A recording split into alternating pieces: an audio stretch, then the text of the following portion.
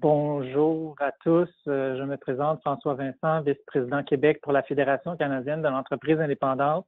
On va retransmettre aujourd'hui le webinaire avec la web caméra et en même temps avec la présentation qui se retrouve probablement normalement sous moi. Vous allez voir sur votre écran à côté de votre nom, il y a un petit onglet sur la diffusion. Vous pouvez afficher la personne qui parle. Comme ça, vous allez être capable d'avoir le changement des intervenants selon selon la personne qui parle. Alors, je vous remercie beaucoup d'être présent aujourd'hui pour ce webinaire exclusif avec Raymond Chabot, Grant Thornton sur quels comme titre les enjeux au niveau de la fiscalité et pour aider au niveau des flux de trésorerie. On a la chance d'avoir deux experts avec nous, deux associés, M. Pierre Garand et M. Pascal Leclerc, un spécialiste en fiscalité, un spécialiste en certification, qui seront en mesure de vous donner de l'information pertinente et répondre à vos questions. Avant de rentrer dans le cœur de leur présentation, je veux réitérer l'engagement qu'on a à votre égard. La FCEI, depuis le jour 1 de la crise, on est présent pour vous aider à passer au travers. On poursuit à chaque jour. D'ailleurs, je tiens à vous remercier de vos nombreuses participations à nos sondages. Ça nous permet vraiment de faire une différence et d'améliorer les programmes qui sont en place. On a mis toutes les informations qui étaient pertinentes pour vous à l'adresse fcei.ca/COVID-19. On a aussi une foire aux questions et on a des experts qui peuvent répondre à vos questions au 1-888-234-2232. N'hésitez surtout pas à nous contacter. Puis nous, on veut justement partager puis vous donner le plus d'outils possible. Puis c'est une des raisons pourquoi on a voulu organiser le webinaire aujourd'hui avec ces deux experts reconnus au Québec. Maintenant, je veux juste faire un retour rapide sur qu'est-ce qu'il y a eu comme changement, parce que vous savez, à chaque semaine, il y a des changements, il y a des nouveaux programmes, il y a des adaptations des programmes, ou il n'y a pas d'adaptation des programmes qu'on avait demandé ou qui avaient été annoncés. Maintenant, je veux vous mentionner deux éléments majeurs. Puis le deuxième, on en a parlé la semaine passée dans un webinaire avec l'Agence du revenu du Canada, et encore aujourd'hui, il va y avoir des spécificités qui vont être apportées par les associés de Raymond Chabot, Grant Thornton. Premièrement, la PCU. Il y a eu prolongement la semaine passée de la PCU pour 1 mois. Maintenant, après, il va y avoir une transition vers l'assurance-emploi, puis il y a une modification de l'assurance-emploi pour répondre à une situation particulière et temporaire. À cet égard, les coûts supplémentaires vont pas apparaître sur les cotisations des employeurs parce que l'assurance-emploi va être gelée pour une période de 2 ans. Il y a des modifications au programme d'assurance-emploi. Il y a 3 nouvelles prestations qui ont été créées. Une prestation de relance économique pour rejoindre les travailleurs autonomes qui se retrouvaient sans filet. Une prestation pour maladie reliée à la COVID-19 pour les employés qui doivent se retirer parce que il faut qu'ils fassent une quarantaine, par exemple, puis qui n'ont pas les congés par les employeurs. Puis une prestation pour les proches aidants qui doivent s'occuper de leur famille. Mais encore là, ici, il y a des distinctions par rapport au Québec avec son régime québécois d'assurance parentale. Donc, je vous invite à aller sur notre site web. On a vraiment l'ensemble des informations. Je tiens à vous préciser qu'il y a des ouvertures pour des critères d'admissibilité qui ont été réduits, notamment un critère qui permet d'avoir un critère d'admissibilité de 120 heures d'emploi assurable, une prestation minimale de 400 $ par semaine pour 26 semaines. Ça, en gros, qu'est-ce que ça veut dire? Ça veut dire qu'un travailleur qui a fait 3,5 heures par semaine durant 52 semaines, durant la dernière année, ou qui travaille 3 semaines pour avoir accès à un chèque de 10 000 $ pour ne pas travailler. Donc, vous pouvez être certain qu'on travaille activement pour que de tels types de programmes qui ressemblent d'une certaine façon à ce qui a été fait avec la PCUE, et qui peuvent freiner la possibilité que vous ayez trouvé des travailleurs, notamment des travailleurs à temps partiel, ne soit pas entériné pour justement freiner la réouverture des entreprises. Donc, voilà. Sur la subvention salariale, on a travaillé avec l'Agence du revenu du Canada pour faire un calculateur en ligne, puis pour que vous puissiez voir comment cette subvention salariale-là pour faire un changement pour vous. Il y a plusieurs PME qui nous ont dit qu'ils n'avaient pas appliqué à la première mouture de la subvention salariale parce que soit ils avaient déjà remercié leurs employés ou soit ils ne rentraient pas dans les critères de 30 Maintenant, il y a des adaptations qui ont été faites pour que toutes les entreprises qui ont eu des pertes peuvent y avoir accès. Puis cette subvention-là va être présente avec un certain phasing out jusqu'en décembre. Je vous invite à aller voir la vidéo, aller voir le calculateur, puis de regarder comment ça peut répondre à votre entreprise. C'est un programme fort intéressant. Puis, encore une fois, on a des experts qui vont nous en parler aujourd'hui. Maintenant, on est là pour vous. On va l'être jusqu'à la fin de la crise. On veut vous donner tous les outils pour pouvoir y arriver. Je tiens ici à céder la parole à nos deux experts de Raymond Chabot, Grant Thornton. Alors, merci beaucoup, François. Bonjour à tous. Merci d'être avec nous cet après-midi. Pascal et moi sommes très heureux d'avoir la chance de vous rencontrer de façon virtuelle pour adresser les enjeux là, et les priorités liées à la relance. On va focuser sur la gestion financière et la fiscalité. Depuis le début de la crise, on travaille à temps plein à accompagner les entrepreneurs dans les demandes de subventions puis dans l'établissement d'un plan de match pour, un, traverser la crise, mais deux, être en mesure de participer activement à la relance. Dans le cadre de la présentation d'aujourd'hui, donc, on abordera 5 grands thèmes. Premièrement, gestion des liquidités. Donc, dans le contexte de pandémie, à quoi s'attendre au niveau de la gestion des liquidités, comment prioriser nos décisions. On va revenir rapidement sur les nouveautés en lien avec les programmes d'aide financière, notamment la subvention salariale, puisqu'une grande partie de la gestion de la crise a été amortie par ces programmes-là. Donc, on n'ira pas dans les détails. On sait que les membres de la FCEI ont l'avantage d'avoir de l'information disponible à profusion et en qualité. Par contre, on met la table et ça permettra d'avoir un échange par la suite avec vous via les questions. Pascal va revenir sur différents autres éléments de planification fiscale qui pourraient être pris en considération dans le cadre de la réalité économique actuelle. Et encore une fois, comme on disait, la partie interactive de notre présentation d'aujourd'hui, vos questions et voir comment on peut vous aider dans ça. C'est l'objectif de ce qu'on fait avec vous dans la prochaine heure. Alors, peut-être pour mettre la table, si on fait une mise en contexte très rapide, évidemment, pas une surprise pour personne, la COVID a eu, on peut peut-être aller directement à la prochaine diapo, merci. Le contexte économique a été chamboulé par la COVID de façon significative. Quand on parle de gestion financière, ben, je pense que le motto qui colle le mieux à ce que devrait faire un employeur prudent, ou un entrepreneur prudent, c'est d'espérer le mieux, mais de prévoir le pire. Donc, d'être capable de faire face à la situation qui serait la plus désavantageuse. Mais évidemment, on voit qu'actuellement, il y a un rebond d'économie, puis on espère tous que ça va aller pour le mieux. Là. Mais donc, d'avoir toujours en tête que la prudence est de mise, parce qu'on est dans un contexte économique qui est vraiment paradoxal. D'une part, les mesures de réponse à la pandémie ont vraiment affecté de façon importante l'économie. Tous les secteurs où à peu près ont été touchés. Certains vont l'être pour une période qui risque d'être malheureusement assez longue. Le marché du travail a aussi été impacté de façon très importante. Il y a eu beaucoup d'emplois de perdus. Et quand on regarde la clientèle de Raymond Chabot ou de l'économie canadienne en général, il y a une portion importante des entreprises qui sont dans des secteurs considérés à risque.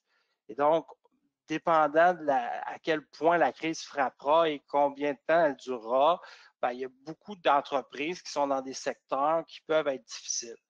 Et donc, d'un côté, on a été frappé par une crise vraiment forte. Et de l'autre côté, il y a eu beaucoup de mesures d'aide gouvernementale exceptionnelles qui ont été mises en place rapidement, puis qui ont permis de compenser l'effet de la crise en grande partie, mais évidemment de façon temporaire. Et on a vu un rebond, mais on avait baissé beaucoup, donc c'est sûr qu'on revient rapidement.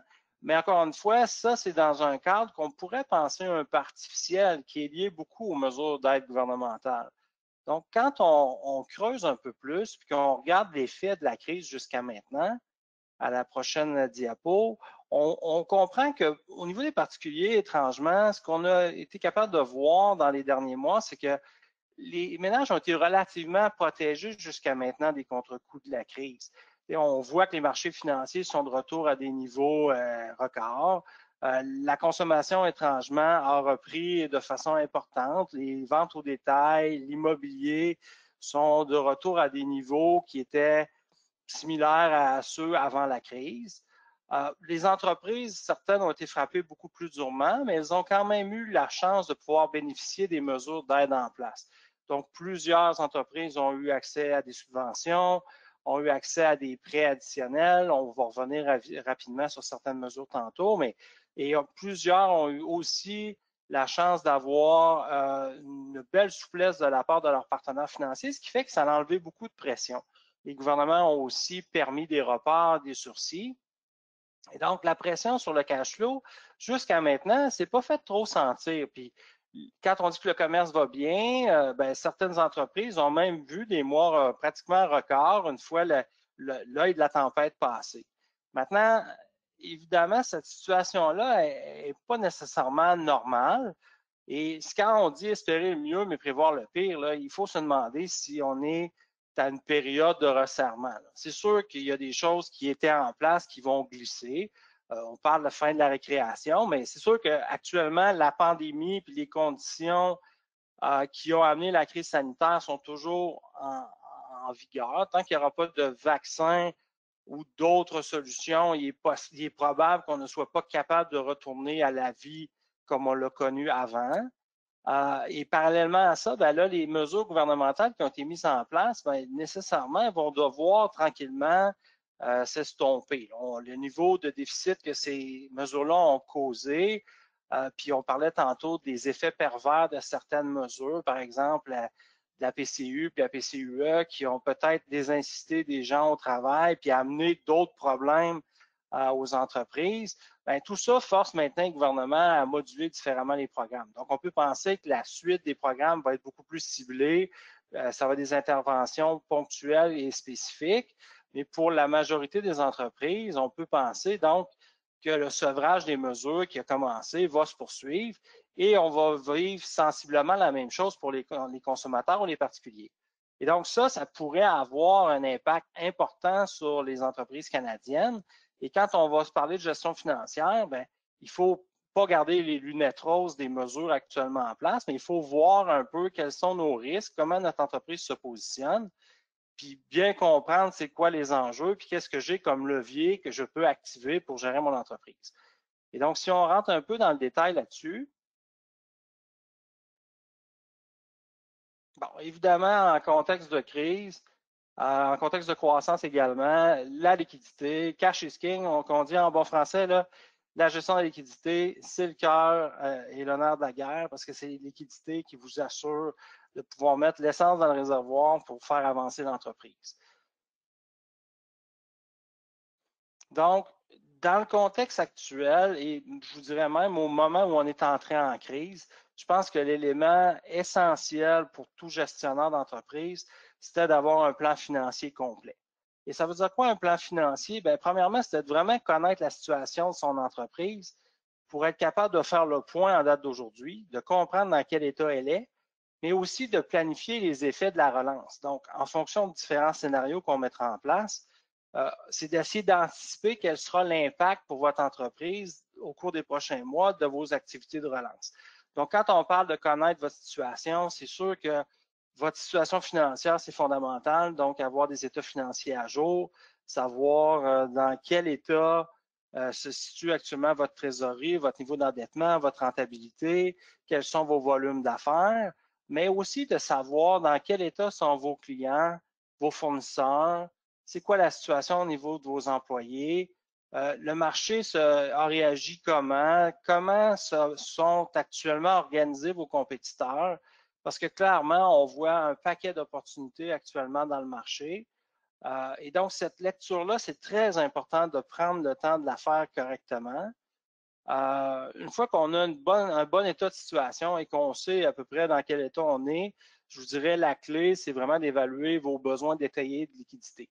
Donc, si je considère à la fois l'impact à court, moyen et long terme de ce qui a pu arriver au cours des derniers mois, que ce soit des nouveaux prêts que vous avez contractés pour être capable de passer à travers, que ce soit les subventions salariales dont vous avez bénéficié ou les rabais, les réductions de loyer dont vous avez pu bénéficier et qui vont éventuellement être retirés, que ce soit tous les reports et sursis, donc les reports d'impôts, les reports de remise. Ultimement, ces montants-là sont dus, donc à court terme vont devoir être payés. Tout ça, dans le fond, on est tourné un peu vers le passé. On regarde dans quel état on est, comment on est sorti de la crise. Et maintenant, l'autre élément important, c'est votre plan de relance. Donc, quels sont les investissements qui vont être requis pour relancer votre entreprise? Parce qu'au moment où je mets un cycle, soit complètement, je le ferme complètement ou je le ralentis de façon importante, évidemment, de remettre la switch à on, c'est pas instantané. Il y a un délai qui peut être très long dans le cycle économique. Tu sais, si vous êtes une entreprise de production, vous devez commencer à réembaucher des employés, recommander et souvent payer d'avance des matières premières. Bien, entre ce moment-là puis le moment où je viens encaisser mes ventes, il y a un délai important et donc une pression énorme sur le cash flow. Donc, et en plus, les transformations liées à la crise, les mesures sanitaires amènent souvent des transformations et des investissements. Donc, d'évaluer vraiment l'impact de ça, c'est majeur parce que ça peut avoir un effet important sur vos opérations et sur la structure de vos coûts. Finalement, bon, une fois qu'on a ça, on a une idée aussi de la durée restante de nos liquidités et des lignes de crédit qu'on a actuellement en place. Et donc, si on anticipe des crunchs financiers à certains moments, ça va être extrêmement important de les anticiper d'avance et d'avoir les conversations avec les partenaires financiers en amont et non pas au moment où on frappe le mur. Évidemment, personne n'a de boule de cristal actuellement, fait qu'on vous invite à travailler à la fois des scénarios positifs, mais aussi des scénarios beaucoup plus difficiles, puis de prévoir des mesures de mitigation. Donc, si j'ai un problème lié à ma trésorerie, est-ce que j'ai une capacité de réinjection, est-ce que j'ai accès à des capitaux additionnels, qu'est-ce que je fais si demain matin, le scénario, c'est pas le plus beau qui se réalise, mais c'est mon plus difficile. Et donc, de le prévoir d'avance vous permet de faire face à la crise au moment où elle surgit. Et finalement, ben, savoir quels sont les leviers, c'est quoi votre marge de manœuvre dans votre entreprise, de quoi vous êtes capable de vous priver pour gérer en fonction du volume ou en fonction de la pression que vous pourriez avoir sur votre trésorerie. Quelques conseils rapides en lien avec ça, évidemment, avoir accès à l'information financière fiable en temps réel pour pouvoir prendre des décisions éclairées, ça reste le nerf de la guerre. Si vous conduisez à l'aveuglette et que vous n'avez pas de tableau indicateur, c'est un peu difficile de savoir à quelle vitesse vous allez et comment ça va. Donc, c'est important d'avoir l'information. Et après ça, c'est de prendre chacun des éléments de votre fonds de roulement. C'est là qu'elle est la liquidité normalement. Et donc, de dire, au niveau de mes recevables, évidemment, je fais attention. Ça ne sert à rien de travailler pour rien. Le marché est difficile, on l'a dit. Plusieurs de vos clients vont être dans des secteurs à risque. Assurez-vous d'avoir en place des efforts de collection importants et quitte à offrir des escomptes pour être capable de récupérer votre liquidité. Je ne mettrai pas assez l'emphase sur l'attention de ne pas travailler pour rien, là. C'est un des principaux risques actuellement. Tout le monde repart en même temps, tout le monde a les mêmes enjeux et la recouvrabilité des recevables pourrait être un enjeu majeur pour plusieurs entreprises au cours de la prochaine année. Les inventaires, évidemment, vos cycles de production et de vente, les délais qui sont requis pour revenir à la normale, il faut anticiper et tenter de réduire ces cycles-là au maximum. Contrôler au maximum vos achats, vous gardez de la marge de manœuvre. Bénéficier des escomptes, si vos liquidités vous le permettent, c'est un moment privilégié pour aller chercher des escomptes auprès de vos partenaires. En payant un peu plus vite, on peut aller vraiment chercher des sommes importantes qui peuvent avoir un effet majeur sur votre rentabilité. Vous allez vouloir vous assurer de sécuriser votre chaîne d'approvisionnement. Quand on parlait tantôt des fournisseurs, est-ce qu'on est à risque parce qu'un de nos fournisseurs peut l'être? Et est-ce que j'ai une option alternative? Donc, ça, c'est un élément clé dans votre plan de relance. C'est quelque chose qui devrait faire l'objet d'une attention particulière parce que c'est pas parce que ça a toujours été un bon fournisseur que demain matin, il va encore pouvoir être là pour vous aider. Donc, soyez prudent là-dessus. Évidemment, si vous avez des inventaires périssables, dans le contexte actuel, c'est probablement une bonne idée de les liquider plutôt que de les perdre. Donc, des éléments importants à considérer. Au niveau des payables, ben, la saine gestion de vos payables implique de renégocier vos conditions, d'aller chercher des escomptes, quand c'est possible de retarder le paiement. Vous êtes mieux d'avoir l'argent dans le compte qu'à l'inverse. Vous risquez d'avoir des fournisseurs qui ont besoin de trésorerie aussi, qui veulent tirer davantage sur l'argent, parfait, mais c'est un bon contexte pour négocier des ententes. Si on passe à la prochaine page, s'il vous plaît. De la même façon, bien évidemment, puis on est là pour ça aujourd'hui, s'assurer d'utiliser toutes les mesures gouvernementales qui sont à votre disposition. C'est fondamental, c'est de l'argent qui est là pour vous. Vos compétiteurs en bénéficient. Et donc, c'est même pas un avantage concurrentiel d'y avoir accès, c'est une question de survie parce que les autres l'ont. Fait qu'il faut que vous l'ayez vous aussi. Et en même temps, de s'assurer que vous ne vous mettez pas dans le trouble avec ces mesures-là parce qu'il y a évidemment des règles anti-évitement importantes liées à ces mesures-là. Donc, il faudra faire attention. Faites-vous conseiller, faites-vous accompagner à ce niveau-là. La survie de plusieurs entreprises en dépend. Évidemment, il y a eu beaucoup de discussions dans les derniers mois avec les banquiers, les partenaires financiers. Donc, revoir vos financements en place, ça reste vrai pour la relance. Donc, il y a des possibilités de moratoire, il y avait des possibilités de mettre en place des nouveaux véhicules financiers, d'augmenter des marges, d'assouplir la margination. Il y a plein de choses qui ont été faites dans le contexte de la crise qui ne se seraient pas faites normalement.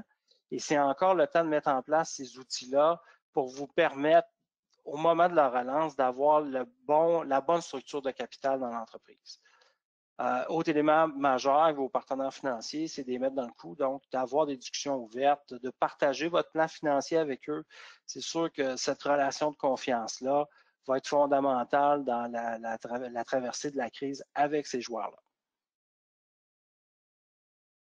Finalement, l'autre élément clé, on contrôle rarement nos revenus, mais on contrôle nos dépenses. Donc, quand on voit que la business ne va pas comme on voudrait, de voir si on peut annuler ou reporter des dépenses jugées non essentielles, ça demeure toujours d'actualité. Identifier les dépenses ou des investissements qui pourraient être coupés sans impacter vos opérations courantes. Par exemple, report de projets d'immobilisation, des dépenses de marketing, développement des affaires qui pourraient être décalées. C'est des choses qui peuvent vous générer de la trésorerie à court terme puis vous aider à faire face à vos obligations. De la même façon, c'est important de comprendre votre structure de coûts fixes et variables. Évidemment, les fixes, il faut les couvrir, c'est difficile. On essaie de ne pas en ajouter en temps de crise. On est mieux d'avoir des coûts variables plus faciles à moduler que d'être pris avec des remboursements importants, des paiements de location importants ou autres. Mais là, on doit vivre avec le passé puis ce qu'on avait déjà en place. Évidemment, je l'ai dit puis je le répète, à peu près toutes les entreprises ont été impactées dans la livraison de leurs services et ça entraîne des coûts additionnels. Donc, votre pricing, la façon que vous allez faire votre mise en marché doit être affectée parce que votre marge nécessairement rétrécit sinon. C'est un élément fondamental à prendre en compte. Évidemment, contrôler la masse salariale puis utiliser, encore une fois, les programmes de soutien le plus efficacement possible, ça demeure quelque chose de fondamental. Puis, on le disait tantôt, essayer d'éviter de jammer des liquidités dans l'inventaire le plus possible. Donc, je vous dirais, c'est les grandes lignes. Là. Il y a évidemment plein de choses en détail qu'on pourrait regarder, mais si vous appliquez de façon religieuse ces différents conseils-là, vous mettez toutes les chances de votre bord au niveau de la gestion de la trésorerie. Maintenant, je vous dirais, la mesure la plus importante pour les entreprises qui a permis de passer à travers la crise, c'est probablement la subvention salariale. Et pour vous présenter la mise à jour là-dessus, je passerai la parole à Pascal. Merci Pierre. Bonjour tout le monde. On m'a demandé de parler au niveau fiscal, qu'est-ce qui peut aider les entreprises au niveau de la relance. Puis, en faisant le tour des sujets, c'est certain qu'en ce moment, le sujet de l'heure, qui occupe une grande partie de la pratique présentement, c'est de gérer la subvention, répondre aux questions, puis de s'assurer que le programme est bien compris. Ça a été un programme qui a été lancé très rapidement. Ça a été un programme qui a dû s'ajuster au fil du temps parce qu'il y avait un paquet de situations qui n'étaient pas prévues. Ils ont tenté à plusieurs reprises d'amender, donc c'est un travail quotidien d'aller voir s'il n'y a pas des nouvelles réponses données à des sujets qui étaient problématiques. Donc, c'est un sujet qui évolue. Donc, à partir de la période 5, il y a eu de grands changements. En grande partie, ces changements-là sont venus répondre à une question précise. C'est que le programme était fait pour ceux qui avaient subi une baisse de 30 % et plus. Et donc, la société, je vais donner un exemple un peu farfelu, mais qui arrivait à 29 % avait absolument aucun incitatif pour cette société-là. Donc, la mesure gouvernementale maintenant permet à un plus grand nombre d'entreprises d'en bénéficier. Par contre, en réduisant partiellement la subvention pour les entreprises dont la baisse n'est pas si significative que ça. Donc, si on regarde la mesure aux périodes 1 à 4, ben, vous la connaissez quand même relativement pour ceux qui ont déjà réclamé. Là. Donc, la subvention visait à réclamer 75 de la rémunération versée jusqu'à une concurrence de 847 par semaine.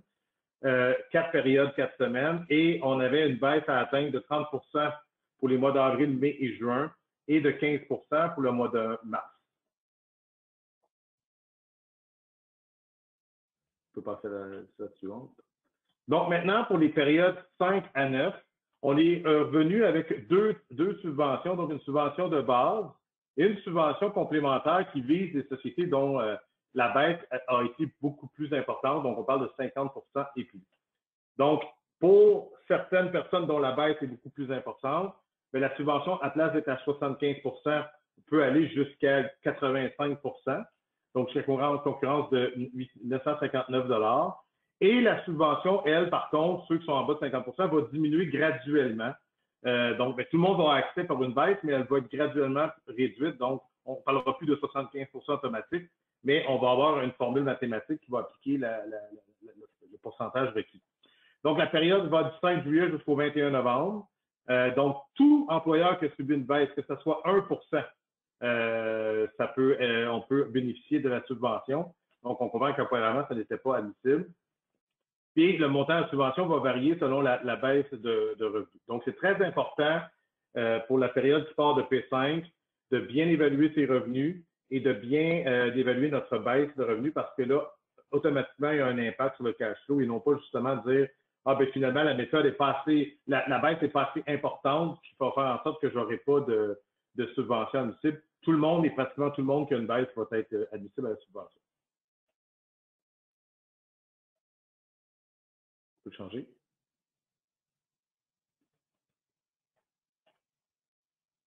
Donc, pour le critère de la baisse de revenus, comme j'expliquais, il faut démontrer pour le mois de mars, avril, mai, juin, en mars 15 30 pour le mois d'avril, mai, juin. Et à partir du mois de juillet, on doit démontrer une baisse qui est plus grande que 0. Donc, on va dire un exemple, 1 on pourrait se qualifier.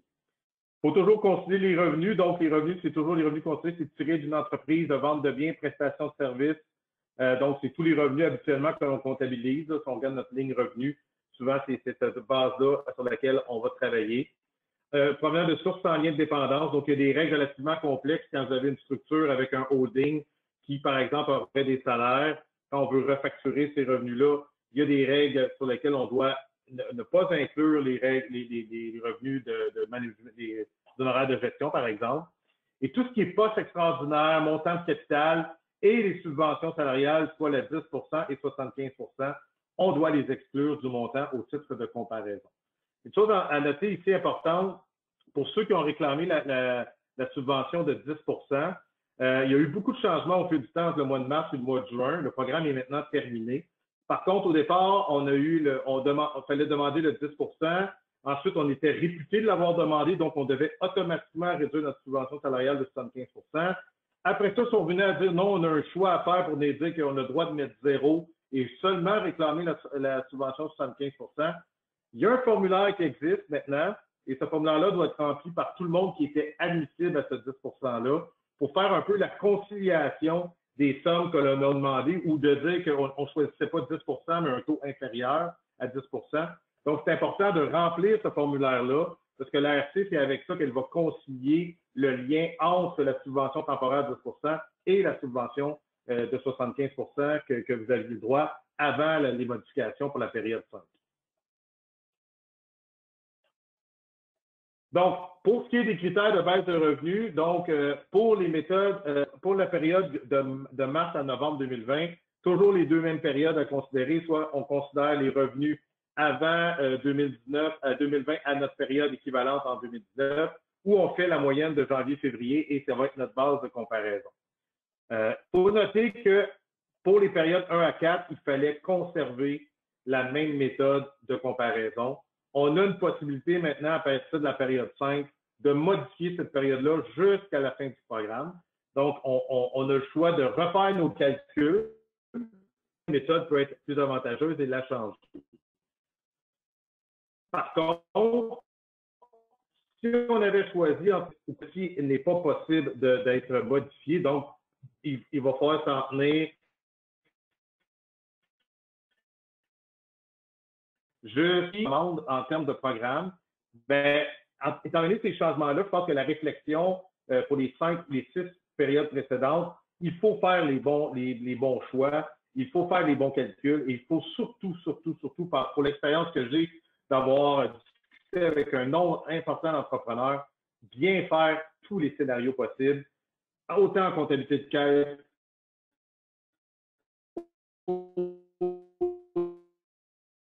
autant qu'on impacté sur la table parce qu'on n'a pas choisi la bonne méthode.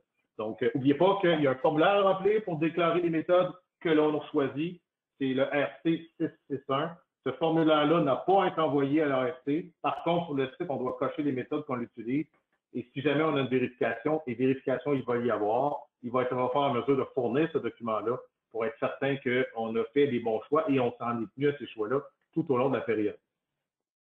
Donc, pour ce qui est des critères, il y a des présomptions importantes. Pour la période P1 à P4, vous vous souvenez, on avait ce qu'on appelait on était réputé qualifié pour le mois suivant si on se qualifiait pour le mois précédent. Donc, pour ces 4 périodes-là, ça n'a pas changé. À partir de P5, on n'est pas réputé qualifié pour le mois suivant. On y va plutôt en termes de taux. Parce que maintenant, à partir du P5, le taux a diminué ou a changé. Donc, on est capable de prendre le pourcentage de baisse le plus élevé entre la période précédente et la période en cours et d'aller appliquer ce pourcentage-là à la nouvelle grille qui a été bâtie à partir de P5.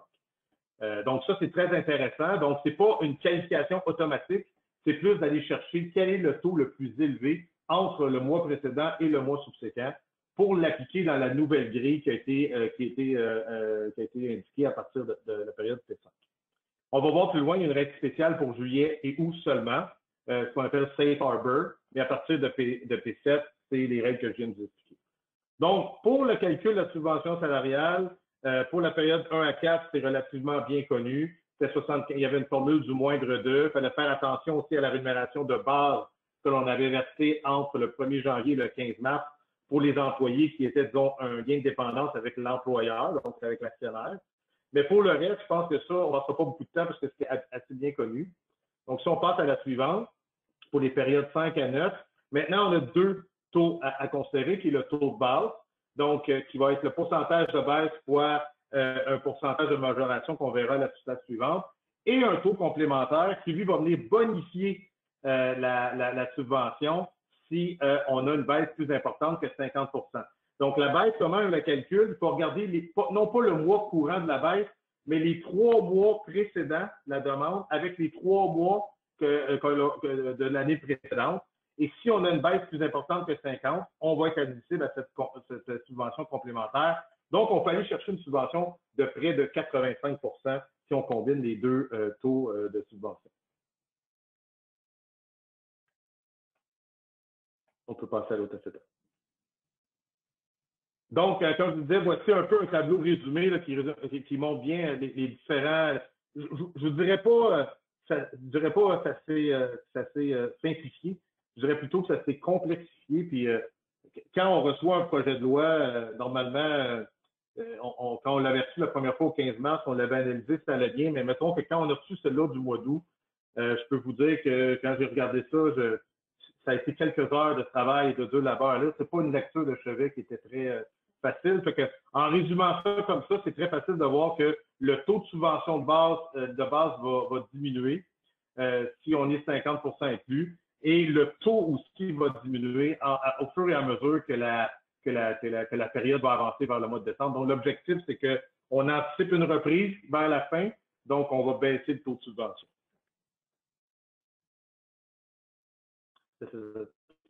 Donc, le montant M$ maximum, comme vous voyez, si on est admissible selon les périodes à la base seulement ou en incluant la subvention complémentaire.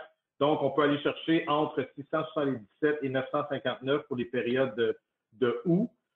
Et ce pourcentage-là ou cette subvention-là va diminuer au fur et à mesure que la période va changer. Et comme on va parler plus loin, pour le mois de juillet et août, on a une période qu'on appelle Safe Harbor, que je vais expliquer plus loin, une règle refuge, dans laquelle le 677 peut devenir 847 si on rentre dans cette règle-là.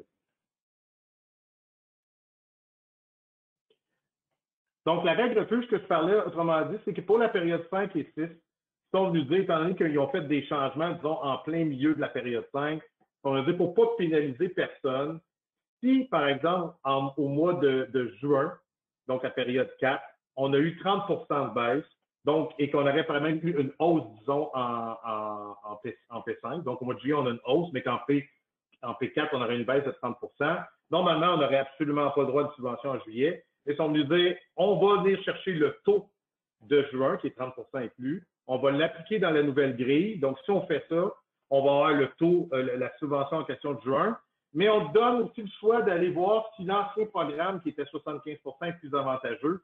Si oui, on va te payer l'ancien programme. Donc, dans un cas ici, vous avez 40 de baisse pour P6, donc le mois de juillet. Et normalement, si j'appliquerais le 40 dans la grille, ça me donnerait une subvention de 541 $ avec la formule mathématique. Mais étant donné que j'ai une règle refuge, ben, je peux aller voir qu'est-ce que ça me donnerait dans l'ancien régime. Pour le mois de juillet, ça me donnerait 847 $. Je peux prendre le 847 $ pour le mois de juillet ou le mois d'août. À partir de septembre, cette règle-là tombe et là, on va vraiment être dans la nouvelle grille, peu importe si on a 30 ou plus. Donc, en ce qui concerne la documentation, je pense qu'effectivement, j'en ai parlé un peu. Bon, vous avez à avoir un document qui fait état que vous avez fait les choix, si vous avez pris une méthode consolidée des entreprises ou une méthode entité par entité. Il faut conserver nos choix et il faut consommer les registres comptables, il faut garder les calculs qu'on a fait, que ce soit sur la méthode basée de caisse ou d'exercice. C'est sûr que si on a pris une méthode de caisse au lieu de la méthode d'exercice, il faut comprendre que la plupart de nos livres comptables sont faits sur base d'exercice. Et si on a fait une méthode de caisse, il faut très clairement garder cette documentation-là qui est pas dans vos registres comptables, mais qui est à part, pour essayer de faire le lien entre vos registres comptables et l'encaissement, disons le journal des encaissements, pour démontrer la baisse de revenus. Par le nombre de demandes qu'on a envoyées, nous, chez Raymond Chabot, on a eu quelques appels directement juste pour des questions par les agents. Des questions très ça peut être pointues où ils faisaient des vérifications en fonction des T4 qu'il y avait dans leur système pour l'année passée puis le nombre d'employés qu'on déclare sur le fichier Excel là, que l'agence a mis en place. Et ils font des vérifications très, très, très sommaires avant de libérer la subvention. Par contre, ce qui est clair, c'est que vous allez avoir une visite d'un agent et ces agents-là sont quand même très formés sur la subvention. Il va y avoir des questions très pointues.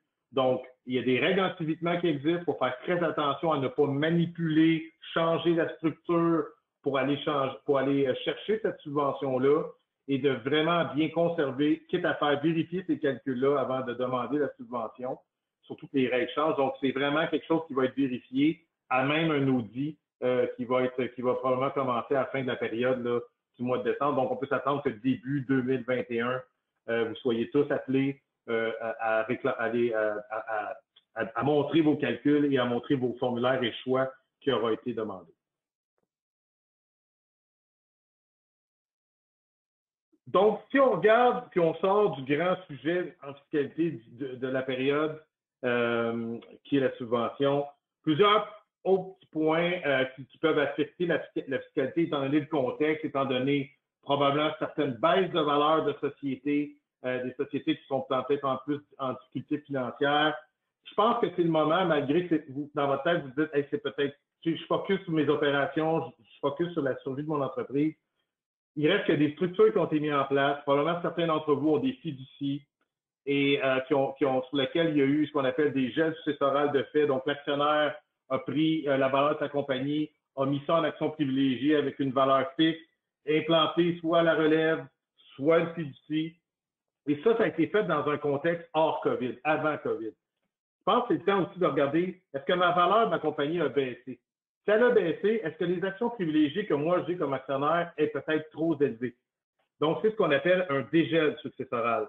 Vous savez que si vous avez fait un gel successoral et que vous avez, disons, gelé votre valeur à $1 million parce qu'elle valait $1 million il y a 2 ans, et qu'aujourd'hui, on en vaut, exemple, 700 000 bien ça a un impact direct sur votre impôt d'essai. Parce que l'impôt d'essai sur votre patrimoine, vous détenez des actions dans votre patrimoine d'1 million de dollars. Mais si la valeur est vraiment 800, bien, je pense que l'idée, c'est de dégeler la compagnie et de remettre vos actions privilégiées à 800 000, de faire en sorte qu'on vient baisser et la fiducie qui a été mise en place va prendre de la valeur, non pas à partir d'1 million, donc il y aura un rattrapage de 200 000 à faire, mais elle va en prendre de la valeur tout de suite à partir de 800 000, la nouvelle valeur post-COVID. Donc ça, c'est quelque chose qui doit absolument être regardé, même si c'est peut-être pas l'idéal dans le contexte où c'est des choses qu'on pense pas, mais d'avoir une bonne vision de votre fiscalité passe nécessairement par votre structure corporative. Et c'est peut-être des changements qui ne paieront pas tout de suite, mais c'est des choses qui vont payer plus tard quand ça va être le temps de regarder l'impôt sur le décès versus l'assurance vie que vous allez avoir pris. Je pense que c'est des choses importantes à regarder. Et c'est des choses que nous, en tout cas, on essaie de conseiller ou on essaie d'amener la conversation pour qu'on puisse vraiment évaluer si ça vaut la peine d'être fait. Un point important aussi, c'est là, je vois que j'ai malheureusement une petite coquille, je l'ai écrit 2 fois, mais c'est toute l'imposition des subventions. Les subventions, c'est quelque chose que vous avez pour votre cash flow, mais tôt ou tard, ça va devenir imposable parce que ça va réduire la masse salariale qui est déductible aux fins de votre rapport d'impôt. Si vous demandez des crédits d'impôt, ça va venir réduire les crédits d'impôt parce que normalement, ils sont tous basés sur une masse salariale et si on a une subvention sur cette masse salariale-là, le crédit d'impôt devrait être impacté. L'imposition aussi est importante. Donc, plus vous demandez votre subvention tard, la subvention, elle est imposable dans la période qu'on la réclame. Donc, exemple, une subvention pour la période de mars, elle est imposable en mars. Donc, si vous avez une fin d'année au mois d'avril et que vous avez fait votre demande seulement au mois d'août, mais la subvention va être quand même imposable dans votre fin d'année qui se termine au 30 avril, même si le cash n'a pas été reçu avant le mois de septembre, par exemple. Donc, ça, c'est très important parce que d'habitude, les subventions sont imposables sur une base de cash, de caisse. Celle-ci est imposable sur une base de période.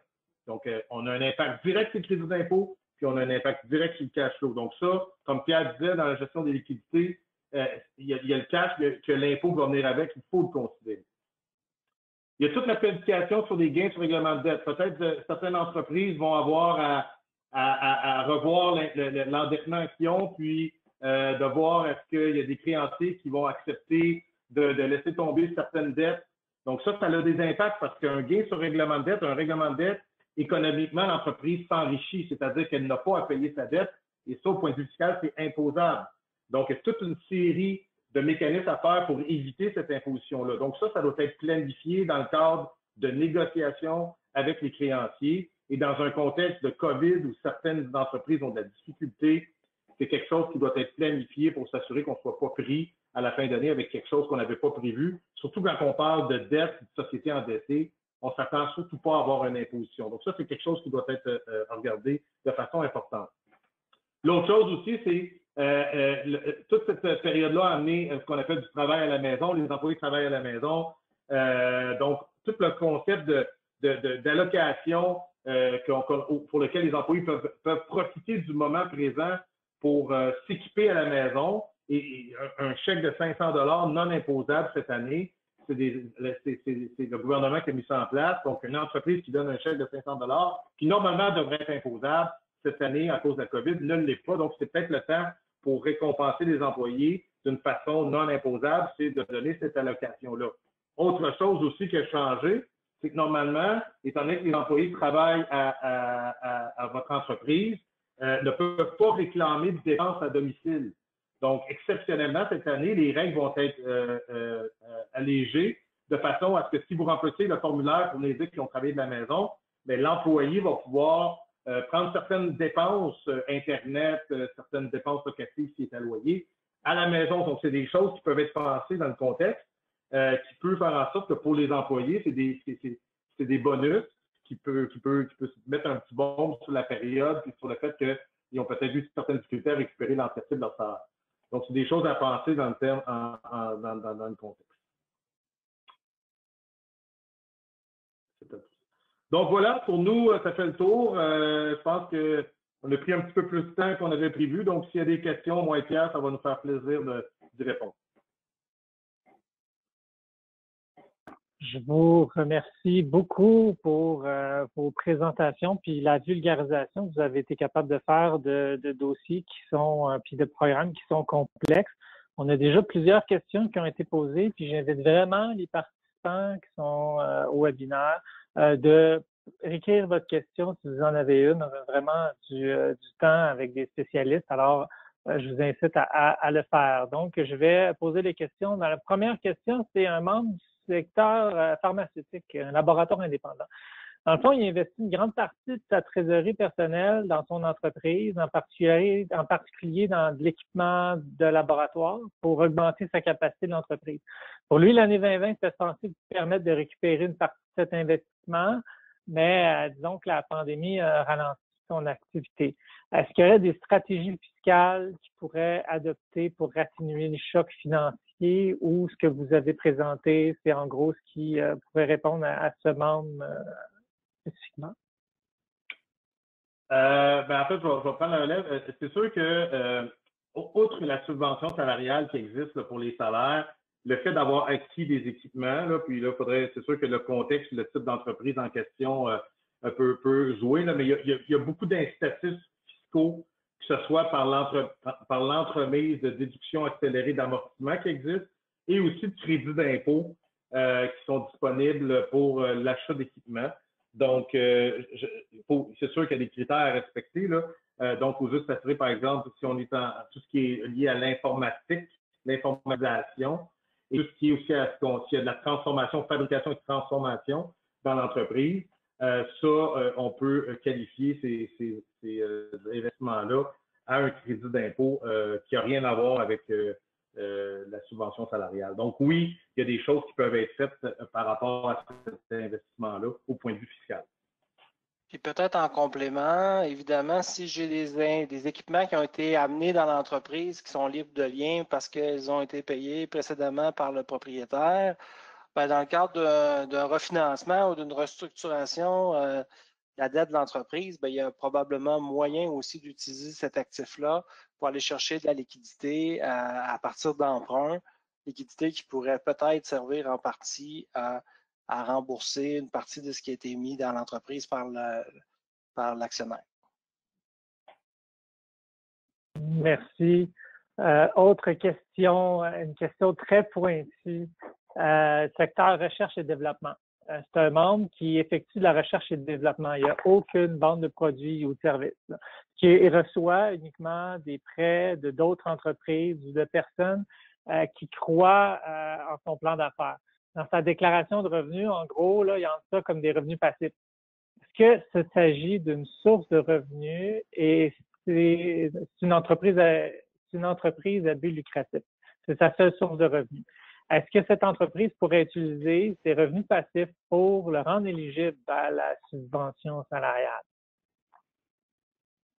Pierre, je vais probablement partir la réponse, mais je vais te demander de compléter parce que je pense qu'il y a deux volets là-dedans. Il y a le volet comptable qui est important, mais il y a le volet fiscal. La subvention salariale est basée sur les revenus. Okay? Il y a deux méthodes. Il y a la méthode d'encaissement puis il y a la méthode de comptabilité d'exercice. C'est sûr que dans une entité, dépendamment des contrats, là, je vais passer la parole à Pierre, mais le fait de comptabiliser ces revenus de façon reportée, ça ne répond pas nécessairement à la définition de revenus. Mais par contre, peut-être qu'au niveau cash, si l'on l'a encaissé, on pourrait se qualifier parce que on n'a pas, c'est pas la même méthode que la comptabilité d'exercice. Donc, Pierre, je ne sais pas ce que tu en penses, mais au niveau comptable, il faudrait revoir, est-ce que c'est vraiment des revenus reportés? Oui, absolument. En fait, là, la nature exacte des revenus et des contrats qui sont signés par l'entreprise, c'est fondamental pour être capable de vraiment pouvoir répondre à cette question-là. Là.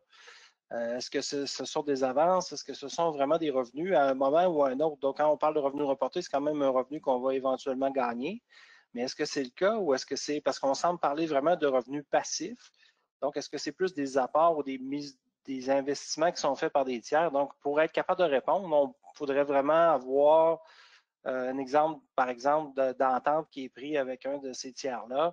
Puis on pourrait facilement vous donner un coup de pouce à ce moment-là, puis voir comment ça pourrait être qualifié, et au niveau comptable, mais ultimement parce que ça va driver la fiscalité au niveau fiscal aussi.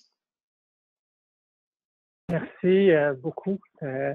une question très spécifique, puis on voit que la valeur ajoutée de votre expertise quand on arrive à des questions comme ça.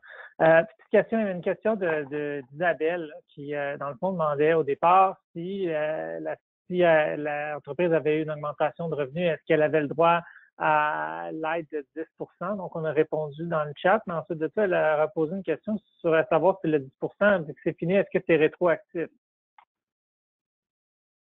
Ben normalement,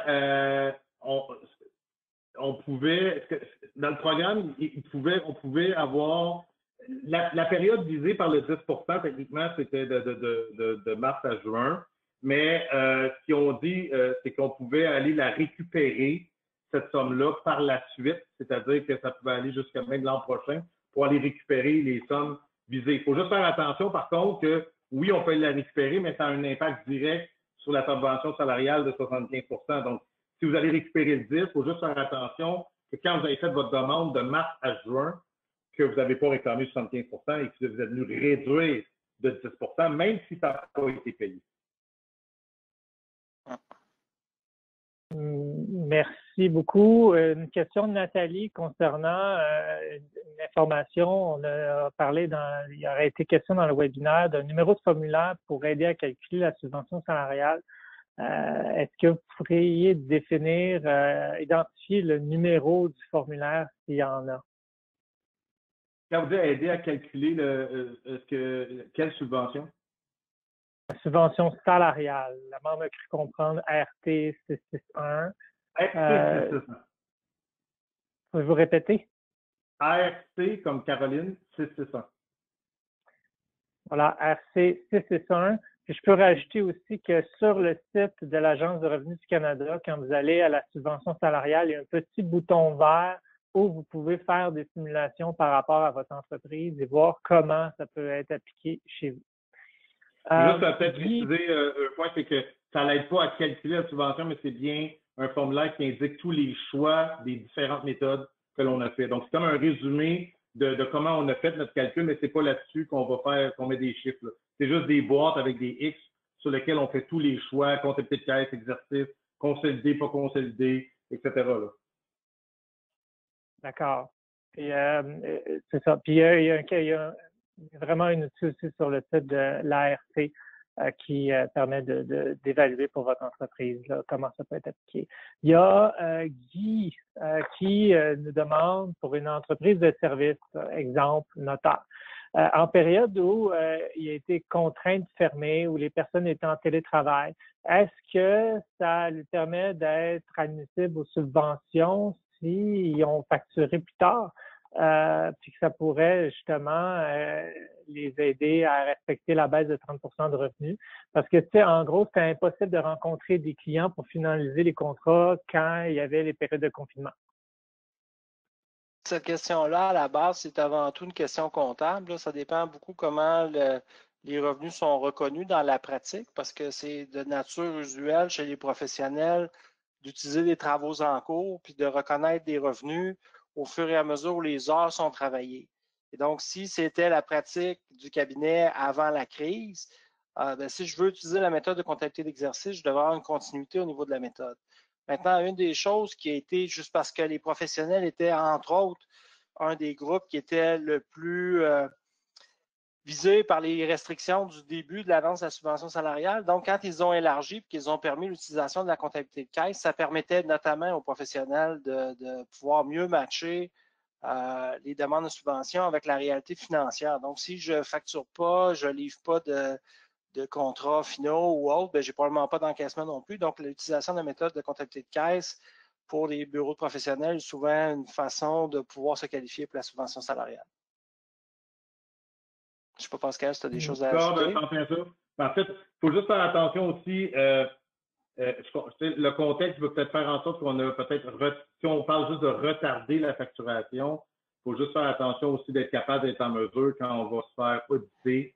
Parce que c'est le genre de question qu'on peut manipuler les chiffres pour faire en sorte de se qualifier et ça va être de trouver les raisons pour pas faire en sorte de rentrer dans cette discussion-là avec l'agent pour nous dire, ben oui, normalement, je ne me serais pas qualifié, mais parce que j'ai retardé la facturation, là, je me qualifie. Donc, ça va être important de s'assurer de bien compter notre histoire, comme on dit. Merci. Annie demande, dans les revenus admissibles, est-ce qu'une vente d'immobilisation en fait partie? Ça, c'est une bonne question. C'est sûr que le contexte, est-ce que si c'est pas quelque chose qu'on fait de façon régulière et continue, là, qui ne fait pas partie de nos activités courantes, j'aurais probablement tendance à voir ce que ça pourrait rentrer dans les éléments excédentaires ou extraordinaires, en fait, pour fin du calcul du revenu. Donc, on pourrait voir à l'exclure.